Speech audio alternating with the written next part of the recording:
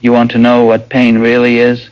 Not what it feels like, everyone knows that, but what it actually is. Underneath, it's a signal, an alarm, your body screaming at you to stop. So here's the question nobody asks.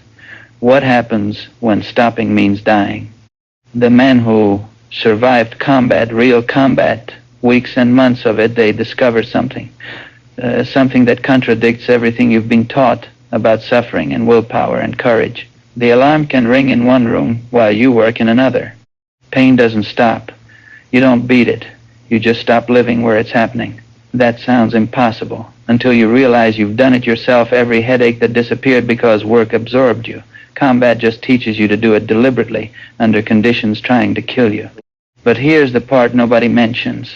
That door, once you learn to close it, doesn't always open again. That's what soldiers carry home. And that's what I'm going to tell you about. You want to know about pain? Let me tell you what I've seen. You're picturing the movie version right now. Don't feel bad, everyone does. The hero takes a bullet, grits his teeth, keeps fighting. Maybe there's a dramatic close-up of his face.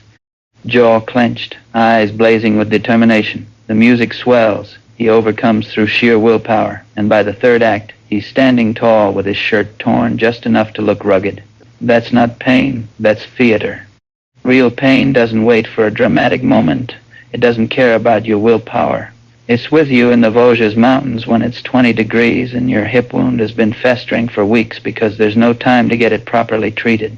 It's with you when the malaria comes back, the sweats, the shaking, the fever that makes the trees spin, and your squad still needs to move at first light because the Germans don't give a damn about your temperature. Here's the thing about the myth you've been taught. It doesn't just misunderstand soldiers. It robs you of your own potential. Think about what happens when you believe brave men feel pain differently than you do. Something in their wiring is different, you figure. They're built tougher. They have higher thresholds. The pain is there, but it's smaller for them, manageable. That's why they can do what they do, and that's why you probably couldn't. That belief is garbage, and it's dangerous garbage. Because when you face real pain, and everyone eventually does, and you feel every screaming nerve of it, you measure yourself against that fiction. You feel everything. They apparently don't. So you must not have what it takes. You must not be brave. That's what the myth costs. It steals courage before you ever have a chance to use it. Every man feels pain. Every single one. The soldier with 3 purple hearts feels it exactly as intensely as the man who breaks down in his first firefight. The kid who held off 6 tanks alone felt every bit of the cold, the exhaustion, the wound that wouldn't heal. The difference between him and the man who couldn't function isn't in the sensation. It's somewhere else entirely. But nobody tells you that. The movies don't show it because the real thing doesn't film well. The military doesn't correct it because men who believe they're not the type never try. And the men who were there, they don't talk about it because how do you explain something you did by instinct to someone who's never had to do it? So the lie stands. It's comfortable. If heroes are simply different, born different, built different, then the rest of us don't have to wonder what we could endure. We don't have to examine our own relationship with suffering. We can admire from a safe distance without ever asking uncomfortable questions about ourselves. Here's who benefits from that comfort. Everyone except the person who might need courage someday. Somewhere right now, there's a kid facing something hard. Maybe not combat, maybe something else that demands he transcend what he feels in order to do what he must. And he thinks courage means not feeling pain. So when life forces him to act while feeling everything, he'll think he's a coward. That's the real cost of the myth. Not just misunderstanding war. Measuring yourself against fiction and finding yourself lacking before you ever begin. The Vosges Mountains didn't care about myths. Temperatures below freezing. Terrain so rough the supply trucks couldn't get through. Men fighting with wounds that would have put them in hospitals for months back home. Companies that started with over 200 men reduced to fewer than 20. And they kept moving. Not because they felt less than you would feel. Because they learned something about pain that most people never discover. What they learn goes against every instinct you have. It contradicts everything the movies taught you. And once you understand it, you'll never see courage or your own potential the same way again. But first, you have to let go of the comfortable lie. You have to accept that brave men aren't built different. They feel everything you would feel in their place, every bit of it. So if they're not feeling less, how are they functioning? That's the question that changes everything. The movie version of Fighting Through Pain, jaw set, eyes blazing with determination, is theater. I need you to understand how complete this gap is between what you've been shown and what actually happens. Watch a man actually fighting through a festering wound. Really watch. No gritted teeth. His face isn't set in some heroic mask. It's slack, almost absent. His eyes are distant, not blazing. He doesn't look brave. He doesn't look like anything at all. He looks like someone who isn't fully there. And that's exactly what's happening. He's somewhere else, somewhere the pain can't reach. That blankness civilians see in combat footage, the famous 1,000-yard stare, it's not what people think it is. It's not vacancy. It's not men who've shut down emotionally or gone numb from too much horror. It's not trauma making them cold. It's the face of someone doing the hardest work imaginable in a place you can't see. Here's how to understand it. Picture two soldiers in the same frozen foxhole, same conditions, same incoming fire, same fear. One is a replacement, arrived 2 days ago, still green. He's present in every sensation. The cold is the whole world. The fear is the whole world. Each discomfort expands to fill all available space because he hasn't learned yet that he doesn't have to live in what he feels. His face shows everything. You can read him like a book. The other has been on the line for months. He has a hip wound that won't heal, weeping infection through the bandage. Every step is a knife. But watch his face. Slack, distant, almost peaceful. He's not in his hip right now. His eyes are on the terrain, the position they're approaching, the man ahead of him. He's present, but not where his body is. Same conditions. One struggling to hold together. One functioning. The difference isn't toughness. It's not that the veteran has been hardened and the replacement is soft. It's not that months of combat have numbed him to sensation. The difference is where each man is actually living. The replacement lives in his body, in his sensations, in his fear and cold and discomfort. That's the only place he knows how to be. So when those sensations scream, they scream at close range. They fill his whole world. The veteran has learned, had to learn, fast or die, that he doesn't have to live there. He's found another room. The pain is still in the first room, still screaming. But he's working somewhere else now. That's what the blank face actually is. Not absence, presence somewhere else. This is why real courage doesn't photograph. There's no external drama because all the work is internal. The movies need gritted teeth and clenched jaws because audiences need to see something.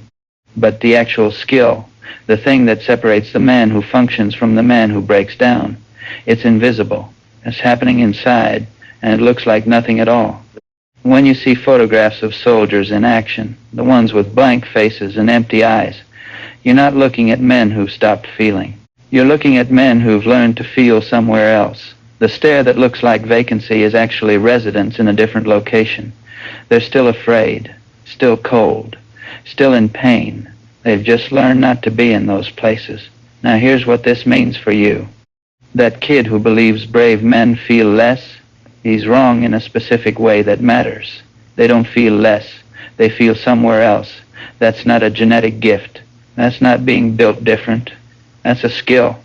And skills can be learned. But learning it requires understanding what it actually is, not willpower crushing sensation, not some mysterious pain threshold you either have or don't. It's simpler than that, and stranger.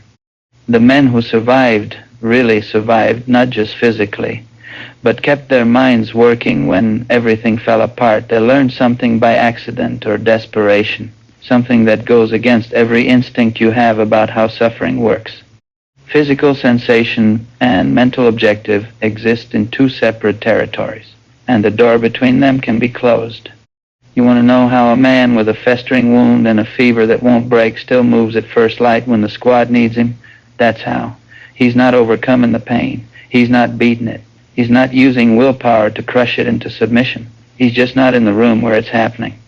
The pain is in one room. He's working in another. Here's what actually happens when a man fights through pain. He doesn't overcome it.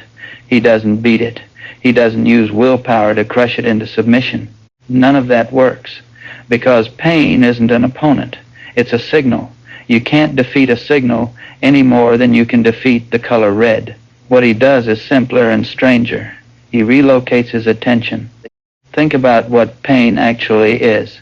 It's your body's alarm system screaming that something is wrong, demanding that you stop and address the damage. That system works beautifully for most of human existence. Touch a hot stove, pain says, move your hand. You move your hand.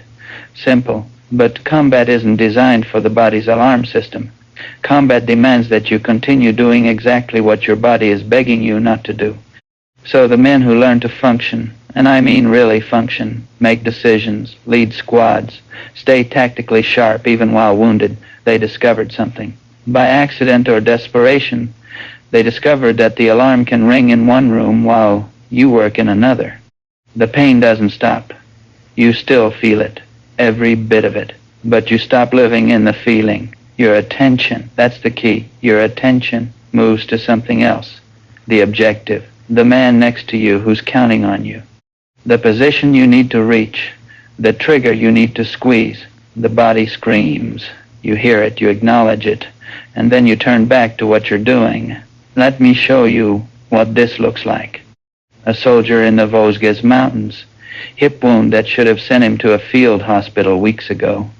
The wound weeps infection. Every step is a knife, not a figure of speech. Actual stabbing sensation with every movement. He has malaria too, because why not? The sweats, the shaking, the fever that makes thinking feel like walking through mud. And his squad has to move at dawn because the Germans are out there and they don't care about his temperature. Watch him. Really watch. His body takes a step. His hip screams. He notes it the way you might note a car alarm going off 3 streets away. Present, registered, not relevant to what you're doing. His attention stays on the terrain, on the man ahead of him, on the position they're approaching. He's not in his hip right now. He's in the mission. The pain is in one room. He's working in another. Now, here's what most people get wrong when they hear this. They think the answer is willpower. Just grit your teeth and push through. But willpower is like a muscle. It fatigues. The man who relies on willpower to overcome pain will run out.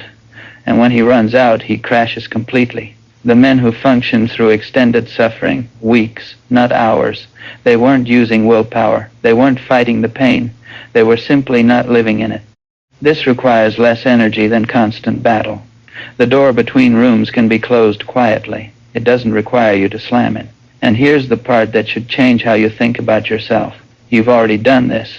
Everyone has. Ever had a headache disappear because you got absorbed in work? Ever forgotten about a sore muscle because something grabbed your full attention? The pain didn't go away. Your attention did. You stopped living where the pain was happening and started living somewhere else. That's the mechanism. Right there. At the smallest scale. Combat doesn't give you a new ability. It teaches you to do deliberately what you've done accidentally. Under conditions that are trying with everything, they have to keep your attention locked on your suffering. The Germans don't wait for you to feel better. The mission doesn't care about your temperature. So you learn to put the pain in one room and yourself in another, and you get on with the job. This is what courage actually looks like. Not the absence of suffering, the presence of something more important than your suffering. And that something, the mission, the man next to you, the thing that has to be done, that's what you hold on to when everything else is trying to pull you under. Now, you understand the mechanism. Pain in one room, work in another. Attention that can be directed, held, moved to something else through an act of will. But understanding the mechanism opens a deeper question, one that matters more than most people realize. If you can close the door between sensation and action, what happens when you've closed it so many times it starts sticking? Here's the thing about skills learned under fire. They don't stay on the battlefield. When you draw a line between your physical experience and your mental objective, you're creating a division that didn't exist before. The man who learns to function with his body in one room and his mind in another, he's done something to himself. He's redefined his own internal geography. He's defended a border between sensation and self. That border is necessary. It's what allows functioning under impossible conditions. Without it, the alarm overwhelms the mission. The pain becomes the whole world. You break down, but borders have consequences. Think about what happens when you defend a line over and over, in combat every day, sometimes every hour. The hip is screaming, close the door. The fever is climbing, close the door. The man next to you just got killed and you want to stop and mourn, close the door. The cold is so deep you can't feel your fingers, close the door. After enough time defending that line, something changes on both sides of it.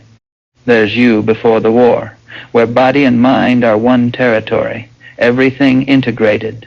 What you feel and what you do are part of the same country. Then combat demands separation.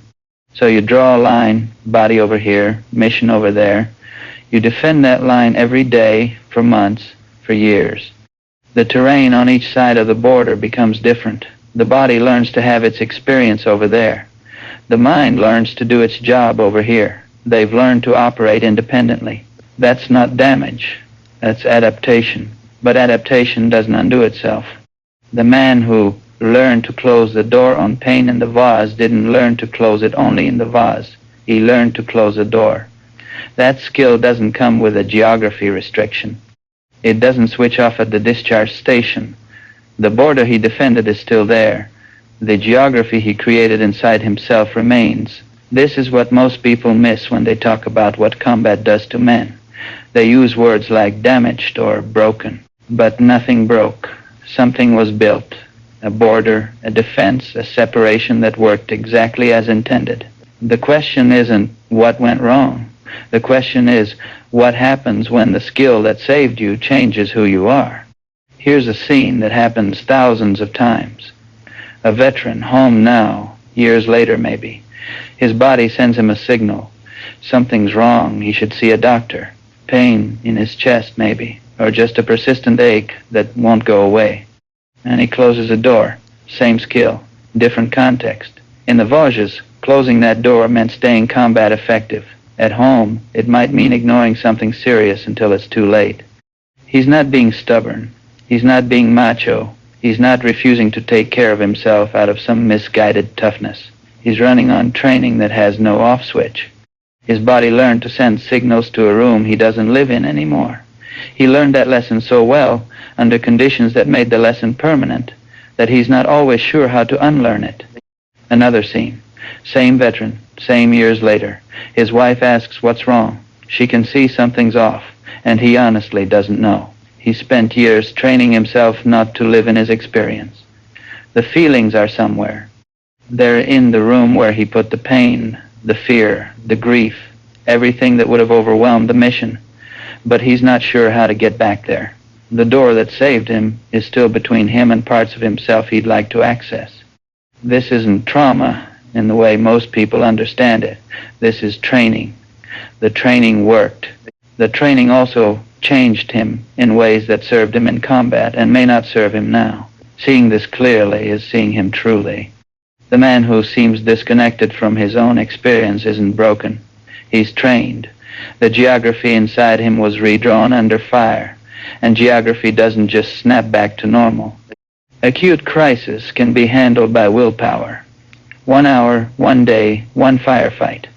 But the Vosges lasted weeks. Anzio lasted months. The 3rd Infantry Division saw 531 days of continuous combat. That's not acute crisis, that's extended adaptation. Extended suffering requires something different than gritting your teeth. It requires a different relationship with your body, and that relationship doesn't have an expiration date. So now you understand more than just the mechanism. You understand that the mechanism has consequences. You're not just putting pain in a separate room. You're redrawing your own internal map, creating territories, defending borders. And borders, once defended, don't automatically dissolve. But there's still something I haven't told you, something worse. Something that follows naturally from everything you've just learned, but that most people never consider. The door you close to keep out pain, it doesn't distinguish between signals, it just closes. Here's what nobody wants to hear. The door that handles pain doesn't know the difference between signals you want to keep out and signals you need. Think about it. Pain demands attention, so you redirect attention elsewhere. But attention doesn't choose what to redirect from. The skill is general, not specific. You learn to close a door. The door doesn't have a label that says pain only. Close it on suffering, and you close it on other things too. Joy that lives in the body, connection that requires presence, the full experience of being alive in your own skin, all of that requires attention. All of that requires being present where your body is. And the man who trained himself to exist somewhere else, he didn't train himself to exist somewhere else only when it's convenient. Let me show you what this looks like. A soldier learns to close the door on his hip wound. Months of practice, every day, sometimes every hour. Body in one room, mission in another. He gets good at it. He has to. His survival depends on it. Then the wound heals. The war ends. He goes home, but the door is still there. His wife touches his shoulder. That should feel good. Connection, warmth, love. But he's been so long in the other room that he's not sure how to feel anything at close range anymore. The signals come in, but they come into a room he doesn't fully occupy. She asks what's wrong. He honestly doesn't know. Not because he's hiding it, because he spent years training himself not to live in his experience. The feelings are somewhere. Same room where he put the pain. He's not sure how to get back there. Close a door enough times and it starts sticking. The skill that was voluntary becomes automatic. The man who could close the door now has to work to keep it open. Combat conditions required the door closed. Home conditions required it open. But the door doesn't know the difference. It just operates the way it was trained. This is the full cost of the mechanism, not just the geography that gets redrawn, the access that gets lost. When you see a veteran who seems not fully there, present in body, but absent in some essential way, you're seeing someone living with a door that got stuck. He's not choosing disconnection. He's not refusing to engage. He trained himself so thoroughly to close the door that he's not always sure how to open it. That's not coldness. That's the afterimage of survival skill. Bodies don't just send pain signals. They send joy, pleasure, connection, presence. All of these require attention. All of these require being in the room where the body is. And the man who learned to work in another room has lost easy access to all of it. Here's the uncomfortable truth that follows from this. The skill that saved his life cost him something he didn't choose to give up. He learned to handle pain, and that's good. It kept him functioning when functioning was the difference between living and dying. But he didn't just learn to handle pain.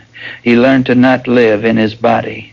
And the things that live in the body, good things, things that make life worth living, those got shut out too. The door doesn't discriminate. This isn't damage you can point to. It's not a wound you can see. It's a consequence of adaptation that worked exactly as intended. The training saved him. The training also changed his relationship with his own experience in ways he didn't anticipate and can't easily undo. And here's what this means for understanding what soldiers carry.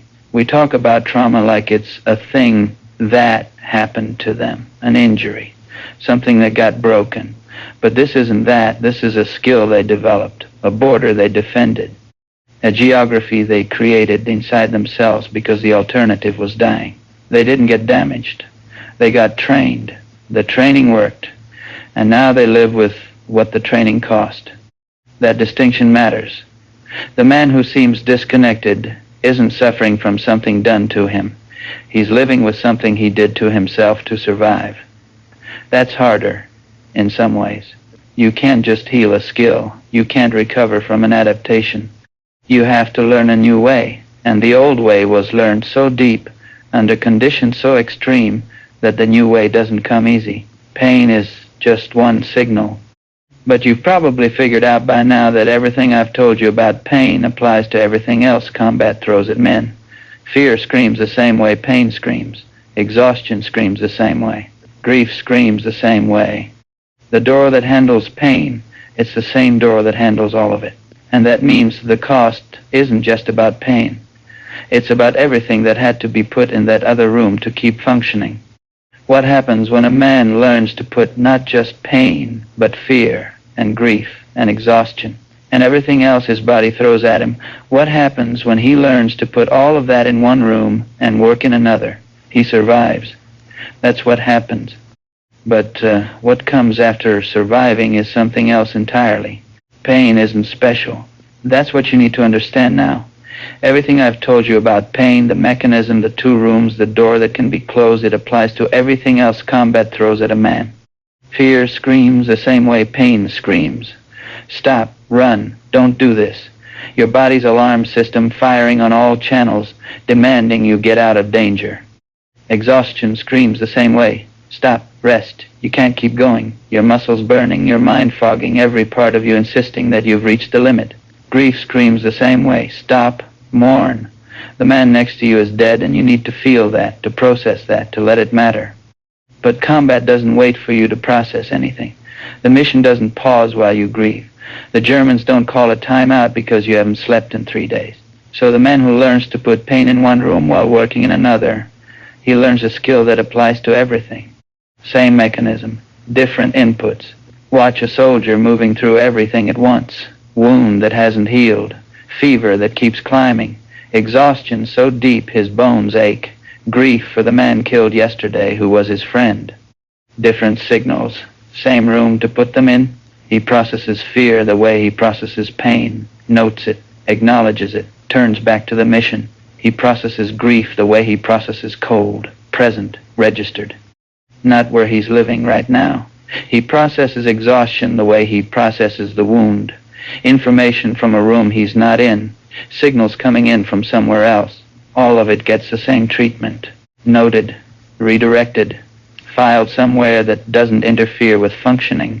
He keeps moving. This is why combat changes men at such a deep level. It's not one thing they learn to handle. It's not one trauma they carry. It's a complete reorganization of how they relate to their own internal experience.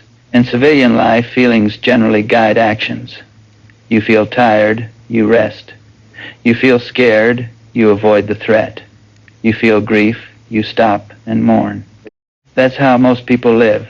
Sensation leading to response. Feeling guiding doing. Combat inverts this completely. You feel exhausted and you move anyway. You feel terrified and you advance anyway. You feel grief that would stop a normal person cold, and you keep going anyway because the patrol isn't over and your squad needs you. The feeling remains. The action proceeds anyway. This isn't suppression. It's not stuffing things down or pretending they're not there. It's separation. The feelings are in one room. The action happens in another. Both are real. They just don't have to be in the same place. That distant expression soldiers wear in combat footage, that blank face we talked about earlier. Now you understand it more fully. It's not responding to any one thing.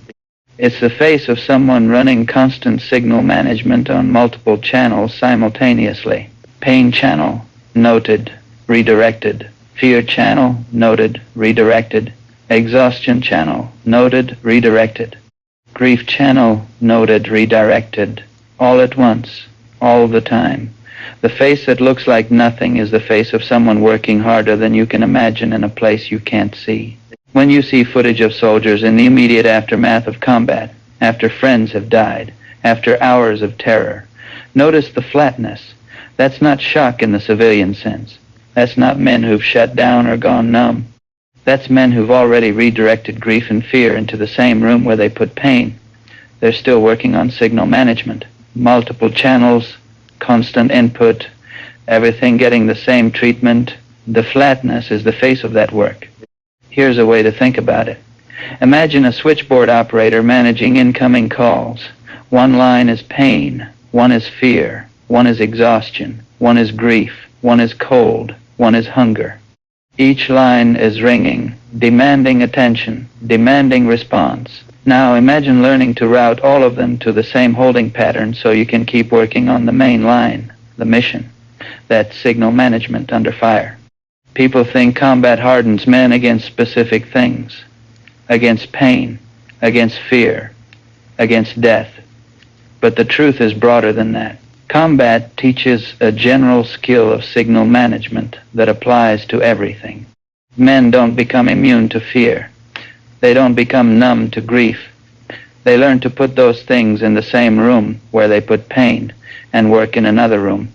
The skill is the same. The inputs are different.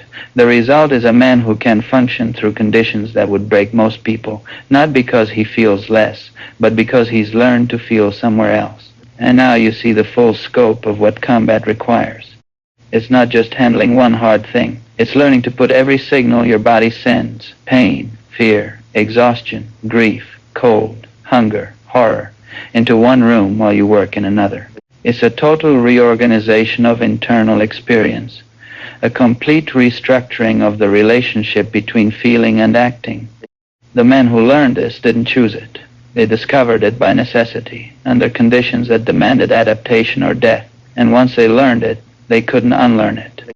But something else is true too, something that explains why some men function through all of this and others, equally tough, equally trained, break down. The mechanism handles everything, but something has to fuel the ability to redirect all those signals. Something has to make a man willing to put pain and fear and grief in one room and keep working in another. The answer is the oldest truth about why soldiers actually fight, and it's not what the movies tell you. You want to know why some men function through conditions that would break most people? It's not because they're tougher, not because they feel less, not because they have more willpower or higher pain thresholds or some mysterious quality the rest of us lack. The men who functioned best weren't the ones who felt least. They were the ones with the strongest, something else to hold on to. Here's the thing about putting pain in one room and working in another. You need somewhere to be. The other room has to contain something. If you're going to redirect your attention from suffering, you have to redirect it towards something. That something has to be compelling enough to compete with pain, compelling enough to matter more than fear, compelling enough to hold you when grief wants to pull you under and exhaustion says you've got nothing left. Movies show soldiers fighting for flag and country, for democracy, for freedom. Those things are real, but they're too thin to hold under fire. Nobody redirects attention from a festering wound by thinking about abstract liberty. Nobody puts grief in another room by contemplating the ideals of the founding fathers. Under fire, abstractions evaporate. They're too far away, too theoretical, too disconnected from the immediate reality of trying not to die. What holds is something closer, something concrete, something you can see, the man next to you. That's the fuel. That's what makes the signal management possible. Loyalty to your comrades, when you come right down to it, has more to do with functioning under fire than any abstract belief. You may want to fight for your country, but your spirit can desert you when things really get rough. What you find is that you can't let your comrades down, and in the pinch, they can't let you down either. That bond is what makes a man willing to put pain in one room and keep working in another. He has somewhere else to be, someone else to be for. The squad is counting on him. The man on his left needs him to hold the line. The man on his right is depending on him to stay functional. That's not philosophy, that's survival. Why did men climb onto burning vehicles and hold off tanks alone? Not for flags, not for country. They were killing my friends. That's the answer. Simple, concrete, immediate. Pain can be put in a separate room when the mission in the other room is compelling enough. Fear can be redirected when loyalty demands it. Grief can be carried when the men around you need you to carry it. The objective has to matter more than the sensation. And the objective that matters most isn't some distant ideal. It's the faces of the men counting on you.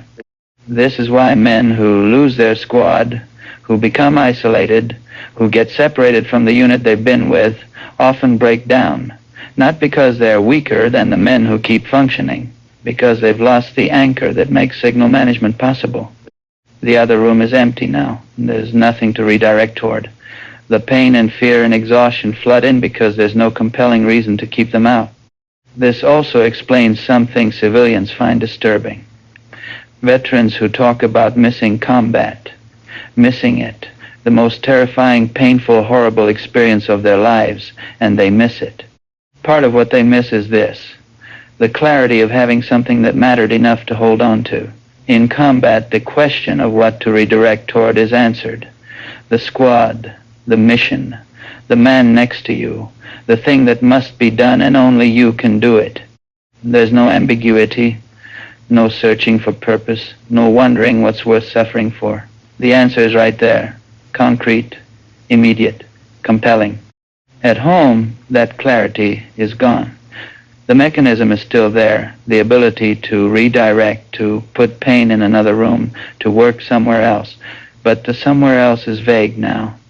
What's worth redirecting toward? What mission matters enough to put suffering aside? That loss of clarity is part of what veterans carry. Not just the weight of what they experienced, but the absence of what made the weight bearable. The bond that made signal management possible. The faces that gave them somewhere else to be. The movies get this wrong because the truth isn't cinematic enough. Nobody wants to watch a hero whose motivation is the guy to my left. That's not a trailer moment. But it's the truest thing about why soldiers fight. Not for flags, for each other. And that explains why the men who survived impossible conditions didn't break. They had something to hold on to. Something concrete enough to compete with pain. Immediate enough to matter more than fear. Personal enough to make grief bearable. The men next to them. The squad counting on them. The thing that had to be done. That's what goes in the other room. That's what makes the mechanism work. Now you understand the complete picture. The mechanism. What feeds into it. What fuels it. What it costs. But one piece remains. The hardest piece. What happens when the war is over? The squad is gone. And the man with all this training inside him has to figure out how to live in a world that doesn't work the way combat worked. What do we owe to the men who learned this? How do we see them? How do we honor what they did? Not just on the battlefield, but to themselves, inside themselves, to survive. That's the question that matters most. They came home. Not all of them made it back. It sounds like a contradiction. It isn't. A man gets on a ship. He crosses an ocean. He walks off onto American soil. He's home.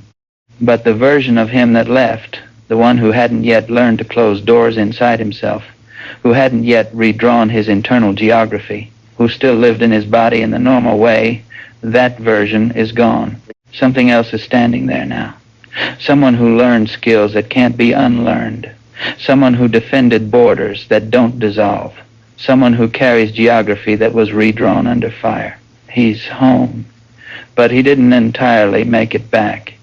The skill that saved his life changed who he is. The door between sensation and self, once learned to be closed, doesn't always open on command. The border between body and mind, once defended for survival, doesn't disappear because the shooting stopped. He's trained now, trained to close doors, trained to work in another room, trained to redirect signals from pain and fear and grief into somewhere that doesn't interfere with functioning. That training doesn't come with an expiration date. Here's a scene that plays out in kitchens and living rooms across the country. A veteran, years later, not thinking about the war, not having a flashback, just living his life. His body sends a signal. Maybe something hurts, maybe something's wrong and he should see a doctor. The signal arrives, and he closes the door. Same skill, different context. He's not being stubborn. He's not refusing to take care of himself out of some misguided toughness. He's running on training that has no off switch. His body learned to send signals to a room he doesn't occupy. He learned that lesson under conditions that made it permanent. Another scene. Same veteran. His wife asks how he feels about something. Simple question, and there's a pause. Not because he's hiding something, because he honestly isn't sure. He spent years training himself not to live in his experience. Where did the feelings go? Same room where he put the pain? He's not always certain how to find his way back there. This is what soldiers carry home, not just memories. A relationship with their own internal experience has been fundamentally altered. Skills that work perfectly in combat and don't quite fit anymore. A geography inside them that was redrawn for survival and persists into peace. No Purple Heart for learning to ignore your own pain so thoroughly you can't find your way back to yourself. No medal for the borders defended inside your own mind.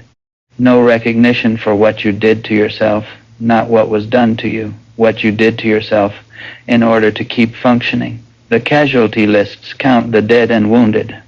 They don't count this, but this is part of the cost.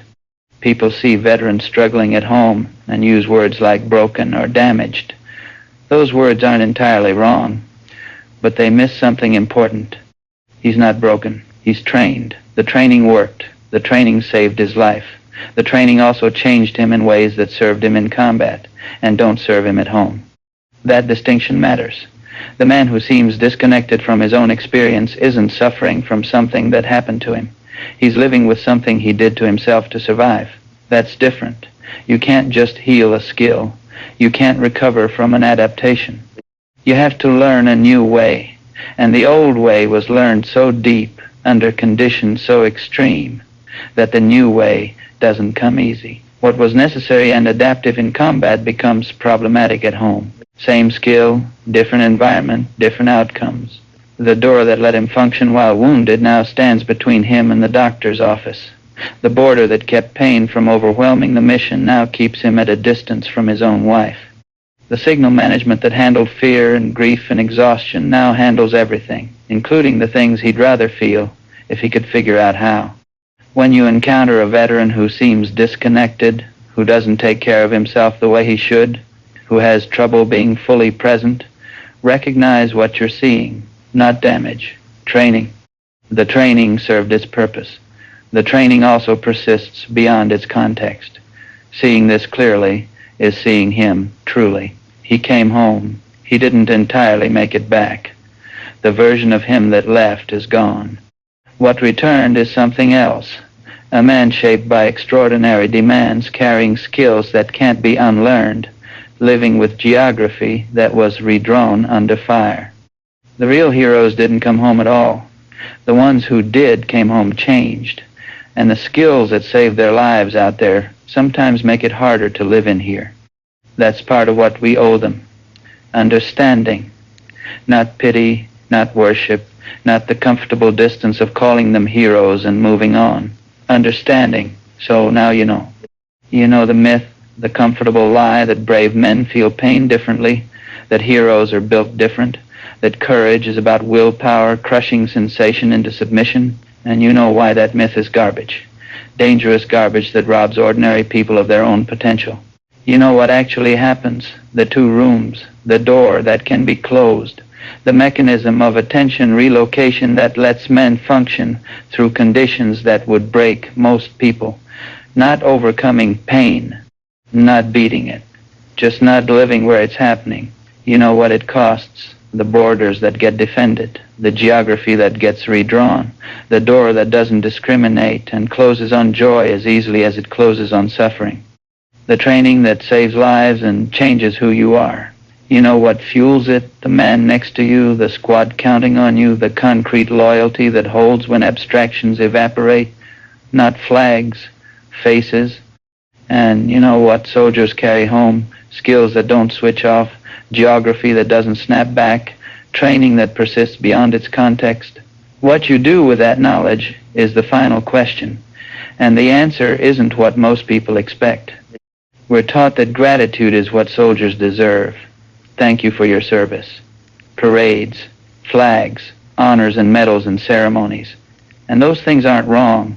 Men who faced what they faced deserve to be honored. But there's a problem with gratitude at a distance. Calling someone a hero is a way of creating separation. It puts them somewhere you don't have to reach. You admire them from far away. You thank them with phrases that require nothing from you. You put them on a pedestal, and pedestals are lonely places. The comfortable distance of heroes lets us off the hook. We don't have to understand what they actually did, what it actually cost, what they actually carry. We can keep war at arm's length, keep soldiers in a category called special people, and never ask uncomfortable questions about what ordinary humans endure. That's worship. It's easier than understanding. But understanding is what they deserve, not the safe separation of putting them on a pedestal, the harder work of seeing them clearly. The man at the parade, the one the crowd is cheering, he's not thinking about how brave he was. He's thinking about the real heroes, the ones who didn't come back. He's thinking about what it cost him to be standing here instead of them. The gap between what the crowd sees and what he carries is everything. The parade celebrates survival. He knows what survival cost. Understanding means seeing that gap, seeing the weight that doesn't show, seeing the doors inside him that don't open easily anymore, the geography that was redrawn to make survival possible, the training that saved his life and changed who he is. Understanding means knowing that when he seems disconnected, it's not coldness, it's the after-image of skill.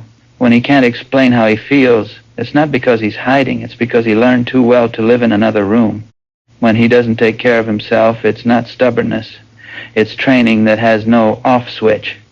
Understanding means recognizing that the cost of war isn't just the men who died, it's also what the living did to themselves to survive. Doors closed, borders defended, internal geography redrawn. No Purple Heart for any of it, but cost just the same. The men who learned to put pain in one room and work in another, they didn't just endure something hard. They changed something inside themselves to make endurance possible. And that change persists. That change is what they carry. No soldier ever really survives a war, not because of what happens to the body, because of what you have to do to your own mind to keep the body moving when everything says stop. The real heroes didn't come home. The ones who did came home different. And the skills that save their lives out there sometimes make it harder to live in here. What we owe them isn't worship. It isn't the comfortable distance of gratitude at arm's length. It isn't thank you for your service said reflexively and forgotten. What we owe them is the harder gift of being truly seen. Seen as people who did something to themselves, not something done to them in order to survive. Seen as people carrying skills that can't be unlearned and geography that can't be undrawn. Seen as people who came home but didn't entirely make it back. That seeing is what they deserve. Next time you encounter a veteran, skip the easy phrases.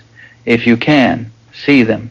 See someone who learned to put pain in one room and work in another.